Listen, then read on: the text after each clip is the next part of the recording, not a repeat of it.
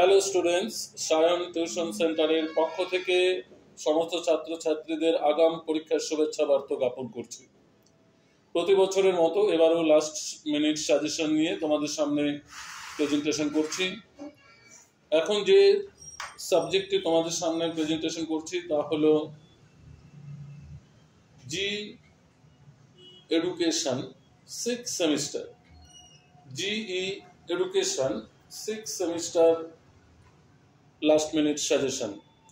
3 নম্বরের জন্য যে প্রশ্নগুলো অত্যন্ত গুরুত্বপূর্ণ, যেমন যোগ শিক্ষার 3টি উদ্দেশ্য বা লক্ষ্য বা বৈশিষ্ট্য আলোচনা করো।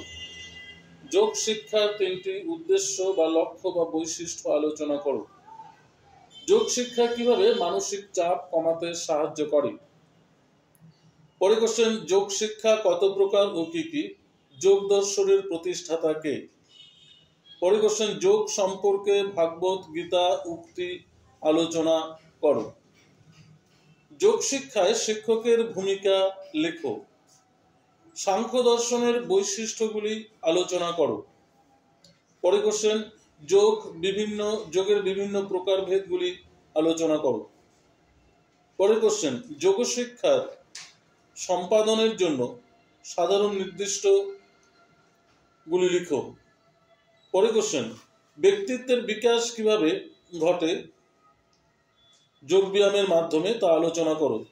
পরে প্রশ্ন, যোগের মাধ্যমে কিভাবে চাপ ব্যবস্থাপনা সম্ভব হয় তা আলোচনা করো। আত্ম উপলব্ধি বা আত্মবোধ বা স্বাস্থ্য কি? পরে কোশ্চেন, আত্মমর্যাদা কি, এর দুটি গুরুত্ব লিখো।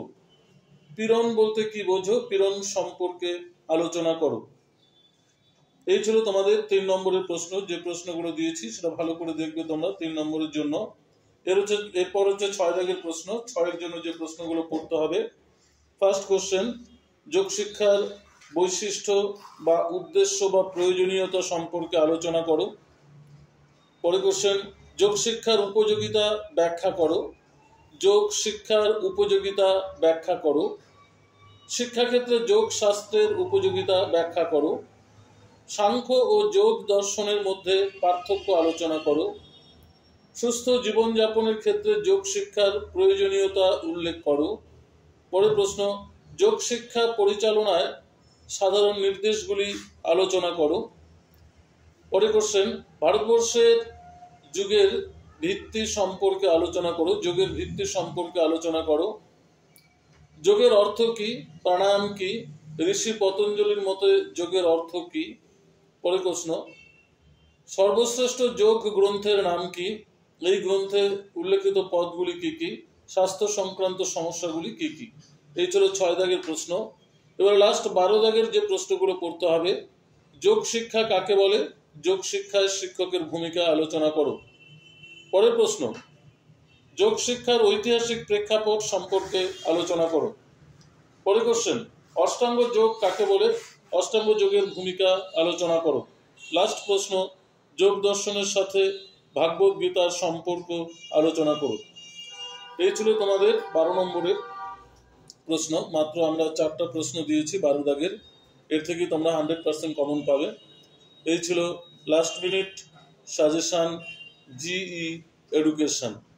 তোমরা যদি এই সাজেশন ভিত্তিক পুরো নোটস পিডিএফ আকারে পেতে চাও বা নোটসের আকারে পেতে চাও, তাহলে আমাদের যে ইউটিউব নম্বরে কন্ট্যাক্ট নাম্বার দেওয়া আছে সেখানে ফোন করে তোমরা খুব স্বল্প মূল্যে নোটস কালেক্ট